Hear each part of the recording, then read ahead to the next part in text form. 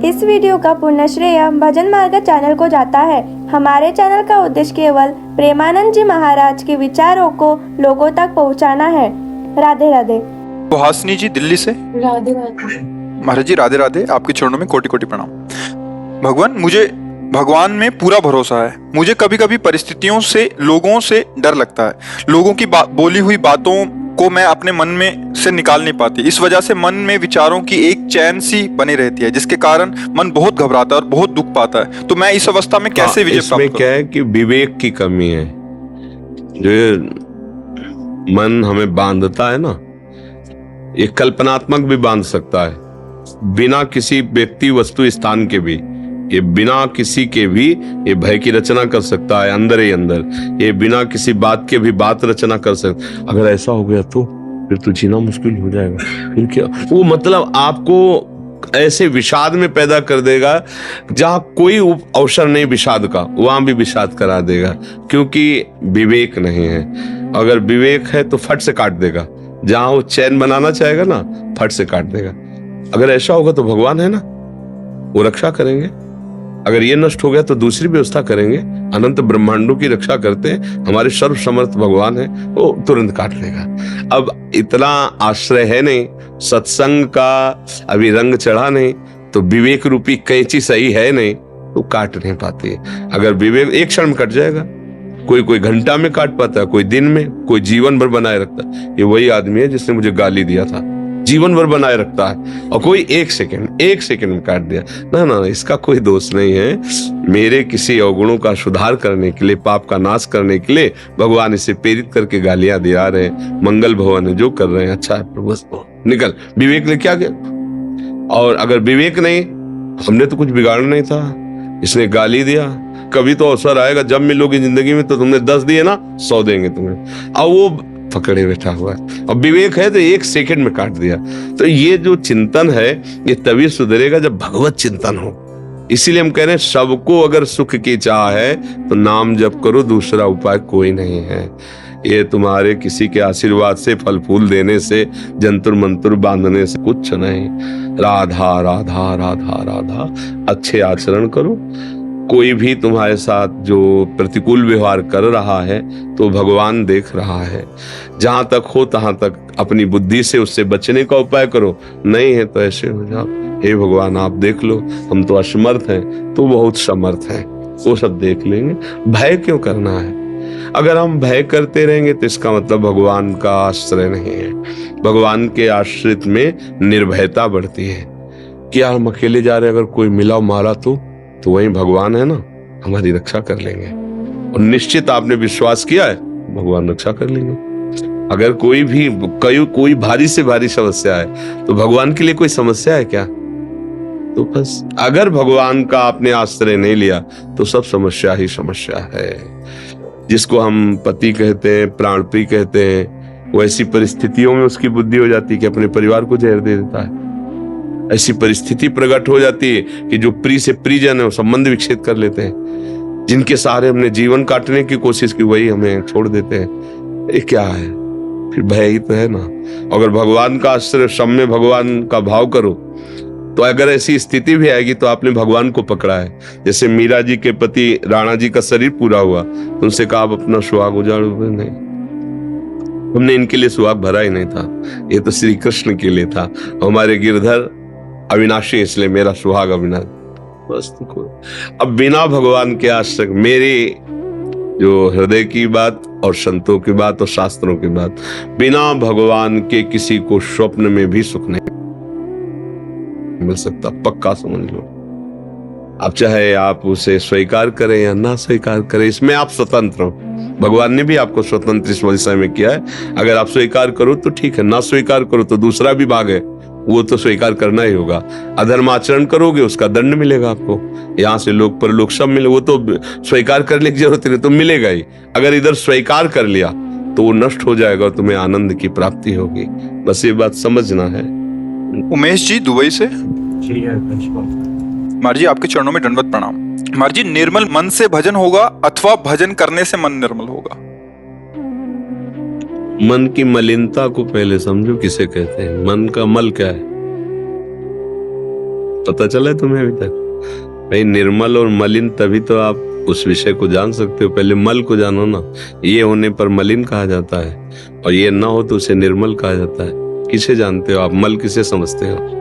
जो मन में विकार है। हाँ, ठीक है। जो देह भाव से युक्त होकर मन इंद्रियों के साथ भोगों में विचरण करता है, इसे मलिनता कहते हैं। अगर वही धर्मयुक्त विचरण करे और नाम जप शुरू करो तो फिर जपते जपते ये विकार नष्ट हो जाएंगे और मन इच्छा रहित हो जाएगा, संकल्प रहित हो जाएगा। संकल्प रहित मन को ही निर्मल मन कहते हैं। जिसके मन में कोई भी भोग की चाह नहीं है उसे निर्मल मन कहते हैं। और भोगों की मान प्रतिष्ठा बड़ाई आदि आदि आदि ये सब चाह जितनी है प्राकृतिक, ये सब मल है, क्योंकि ये है नहीं। और इसमें हम सत्यत्व भाव करके तो असत्य को स्वीकार करना ही मल है। वही बार बार हमारे को प्रभु के समीप होने पर भी ढके हुए दूरी महसूस करवा रहा है। बार बार जन्म, बार बार मरण, बार बार बंधन।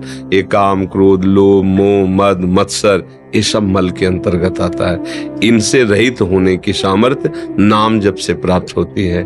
तो हम लोग तो सब फंसे हुए हैं शरीर भाव में। तो जब हम खूब नाम जप करें तो धीरे धीरे धीरे धीरे हमारी बुद्धि पवित्र होगी। पर इन दोनों के पहले स्वीकार करना होगा कि मैं प्रभु का हूं। ये सबसे पहले बात स्वीकार करनी होगी। अगर ये स्वीकार नहीं किया तो सब कुछ करते हुए भी निर्मलता आनी असंभव है, क्योंकि उसमें सकामता बनती रहेगी। जब मैं शरीर हूं और मेरे संबंधी हैं तो साधन नाम का होगा और साध्य संसार होगा। भोग सामग्री, धन, सुख, निरोगता आदि आदि आदि। तो फिर मन मलिन ही रहा, उसे निर्मल मन नहीं कहते। जब निर्मल मन उसे कहते हैं केवल सत्य वस्तु, सच्चिदानंद प्रभु की प्राप्ति की केवल चाह, सब चाहे खत्म हो गई। अब वो निर्मल जनमन सो मोह पावा, मोह कपट छल छिद्र न भावा। बस ये है, फिर वो मन निर्मल हो जाता है। मैं प्रभु का हूं जैसा भी हूं, और खूब नाम जप, और जो निषेध किया गया है उसे ना करे तो धीरे धीरे मन हमारा शांत हो जाएगा, निर्मल हो जाएगा। तो जैसे निर्मल जल हो और हलचल रहित हो तो उसके नीचे की वस्तु दिखाई देती है ना, ऐसे ही मन के तह में जो विराजमान तत्व है वो आत्म तत्व, वो भगवान है। वही समझ में, तभी भगवान ने कहा इंद्रियाणाम मनस्यास्मि। तो जैसे जल गंदा हो और चंचल हो तो उसकी तह में जो वस्तु विराजमान वो हमें समझ में नहीं आती है। तो ऐसे ही मन निर्मल हो जाने पर फिर किसी को कहने की जरूरत नहीं, वही परमात्मा साक्षात्कार उसे हो जाता है। केशव गोस्वामी जी हरिद्वार से। जी जी। महाराज जी, अखंड भजन या अखंड स्मृति जिसको सभी संतों ने सर्वोच्च अवस्था माना है, देव ऋषि भी नारद जी ने भी जिसको अव्यव्रत भजनात् कहा है, वो अवस्था आपके अनुसार कैसे प्राप्त हो? तदर्पिता अखिलाचारिता, देवर्षि नारद जी। तदर्पिता अखिलाचारिता, सारे आचरण भगवत समर्पित होने चाहिए। सारे आचरण तो उसमें आ गया आपका अंतःकरण भी, आपका कारण शरीर भी और स्थूल शरीर भी। इसको सूक्ष्मता से समझो। स्थूल शरीर के द्वारा बाह्य क्रियाएं होती हैं, और क्रियाओं के पहले अंतःकरण में संकल्प और चिंतन होता है, और संकल्प और चिंतन स्वभाव के अनुगत होता है। स्वभाव को कारण शरीर कहते, अंतःकरण को सूक्ष्म शरीर कहते, पांच भौतिक शरीर को स्थूल शरीर कहते। समझ रहे ना? जब हमारे को यह निश्चय हो गया कि मुझे प्रभु की प्राप्ति करनी, हम इनको नहीं ले रहे, ना स्थूल न सूक्ष्म कारण। सोहम तवास्मि शरणम तवाश्रिता, सोहम तवा। अरे मैं तो भगवान का अंश हूं, मैं तो नित्य प्रभु का जन हूं। भूल गया मैं तो अपने को शरीर माना, अपने को संसार माना। पहले स्वीकृति हुई मैं की, मैं प्रभु का। अब स्वभाव हमारा बदलेगा, ऊपर से बदलना शुरू होता है, स्वभाव बदलेगा। तो अंतःकरण का संकल्प विकल्प अब बदलना शुरू हुआ, तो बाहर की क्रियाएं जितनी है वो सब बदलनी शुरू हो गई। प्रभु का जन होकर के मैं ऐसा कार्य कैसे कर सकता हूं? चिंतन बदला, क्रिया बदली। तो तदर्पिता अखिलाचारिता, जितने आचरण वो सब प्रभु की प्रसन्नता के लिए हो गए। श्री कृष्ण अनुकूलेन प्रतिकूलस्य वर्जनम, कोई भी प्रतिकूल आचरण नहीं। अब बचा क्या? केवल भगवान का चिंतन, केवल भगवान।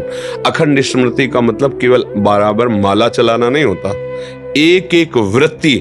जैसे गोपांगनाएं जो हमारे ब्रज की गोपीजन है, घर लीप रहे हैं, वो हार रहे हैं, ओखली में धान कूट रहे हैं, आटा पीस रहे हैं, भोजन बना रहे हैं, गाय दूह रहे हैं, कर तो ये सब क्रियाएं रही बाह्य व्यवहारिक गृहस्थ की, लेकिन चित्त वृत्ति मुरारी पादार्पित चित्त, एक एक वृत्ति कृष्ण में लगी हुई है। यह अखंड स्मृति, यह है महाभागवत। आज तक कोई ऐसा भक्त नहीं हुआ जिसने गोपी चरण के रज की वंदना न की हो। जब ब्रह्मा शंकर उद्धव आदि करते हैं तो इनके नीचे ही सब भक्त रहते हैं। त्रिभुवन में कोई भक्त गोपी के समान नहीं है।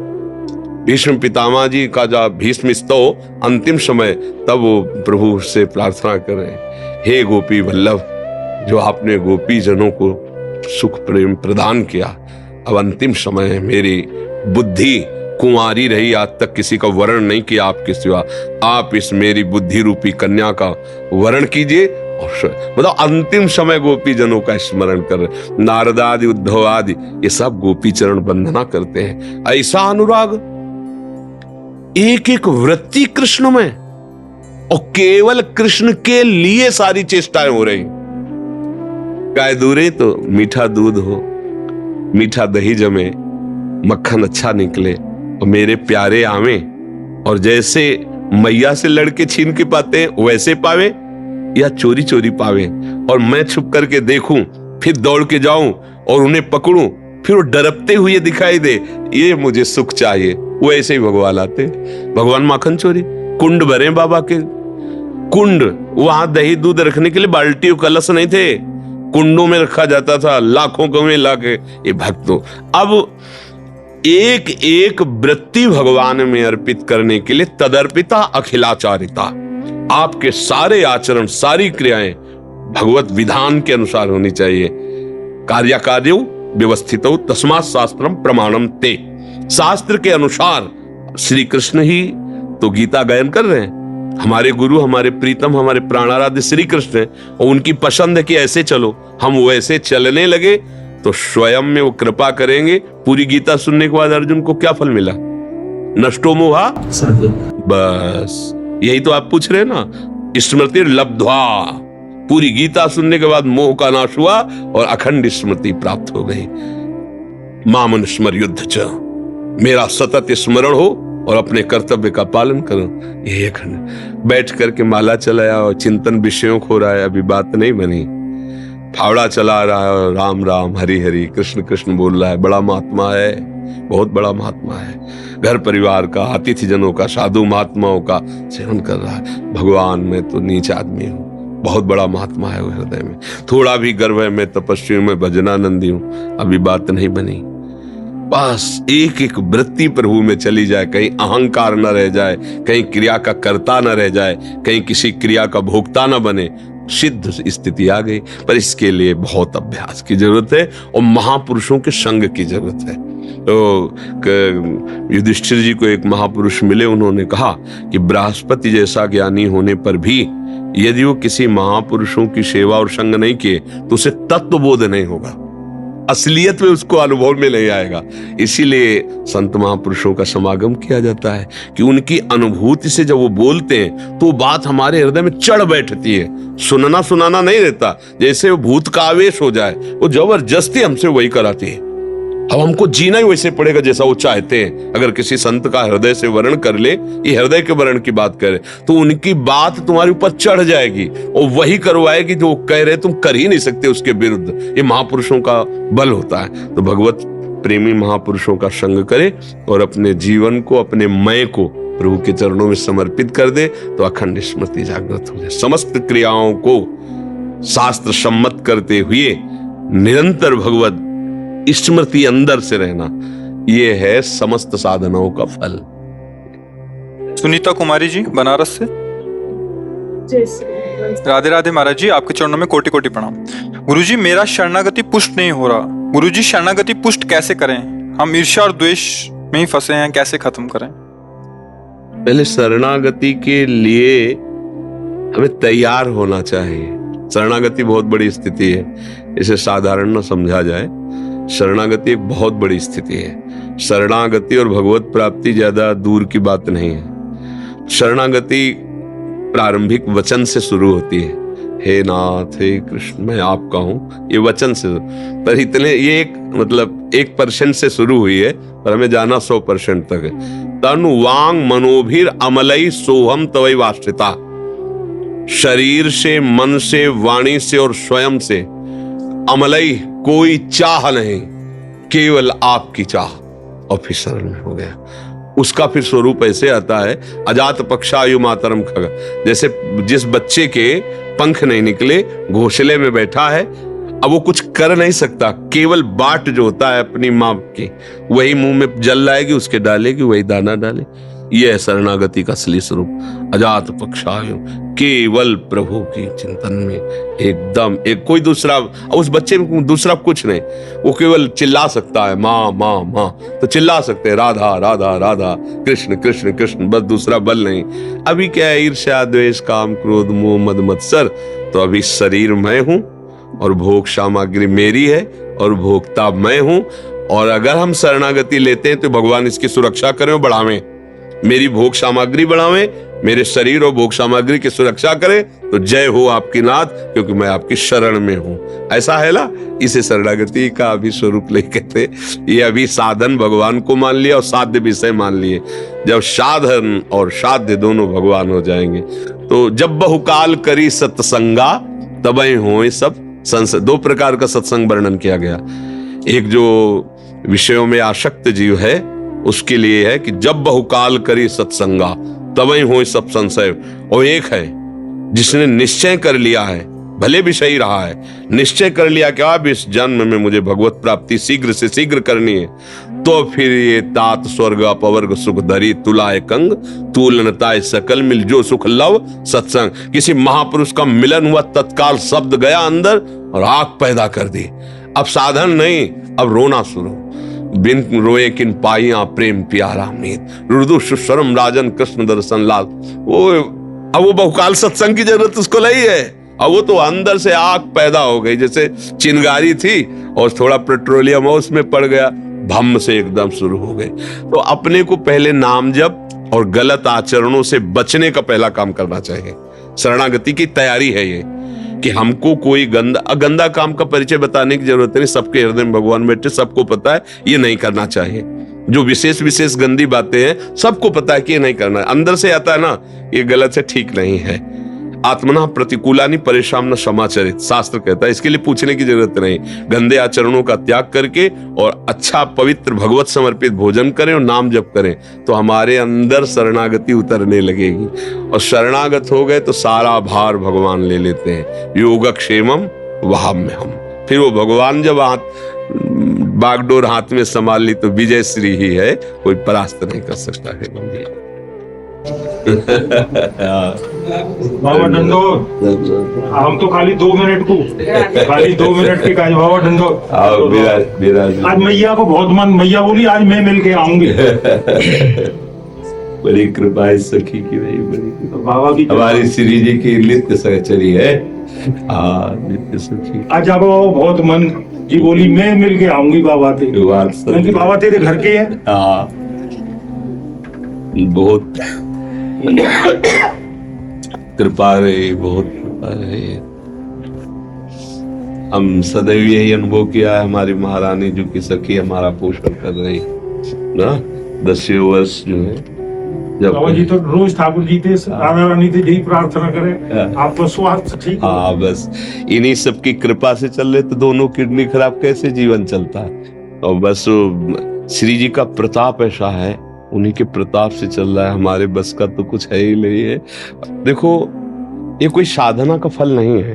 आप जैसे मतलब होता है ना कि तपस्या और साधना का, साधना एक अलग चीज होती है, कृपा एक अलग चीज होती है। साधना एक सीमित रुपया है और कृपा गोदनामा है। गोदनामा नहीं, जैसे कोई अरब खरबपति आदमी ने अपनी गोद में लिया, तो महारानी जो ने मुझे ले लिया, स्वीकार कर लिया, ये उनका है। मेरी तपस्या तो भुनगा है। जो भगवान शिव 88 हजार वर्ष की समाधि लगाते हैं, उनके लिए लिखा है, प्यारोढ़ुम क्षमते न यच्छु शुकादे नाम तु ध्यानगम। जहां बिहारी बिहारिन जो विहार कर रहे हैं, उनका भी ध्यान वहां नहीं पहुंच पाता। ब्रज में महाराज तक पहुंचने का आया है प्रमाण, लेकिन निकुंज बिहारिणी बिहारी जो जहां विहार कर रहे हैं वहां प्यारोढ़ुम क्षमते, क्षमता शब्द है, प्यारोढ़ुम क्षमते न यच्छु सुखादि नाम तो यद ध्यानगम, वहां अपने जैसे अधमों का भला प्रवेश हो सकता है? तो कैसे हुआ? श्री जी ने कृपा करके स्वीकार कर लिया। बाबा जी तो श्री जी से बस यही प्रार्थना करें मेरे बाबा स्वस्थ रहे। इली के आशीर्वाद से ही चल रहे, इली के आशीर्वाद से चल रहे। बाबा जाको बहुत मन हुआ, जाको मन खुश हो गया बाबा जाने की। मैं बाबा के खाली हमने बाहर भी गई, हम सिर्फ 2 मिनट बाबा को माधुपुरी देंगे और तुरंत वापस चले जाएंगे। हमें कोई प्रश्न नहीं है बाबा, हमारा कुछ नहीं बोल। अरे आपका क्या प्रश्न, आपके ही तो पोसे हमारा हृदय पोषित हुआ है, आपको क्या नहीं बाबा। बड़ी चलो भैया चलो, बाबा की बात करेंगे।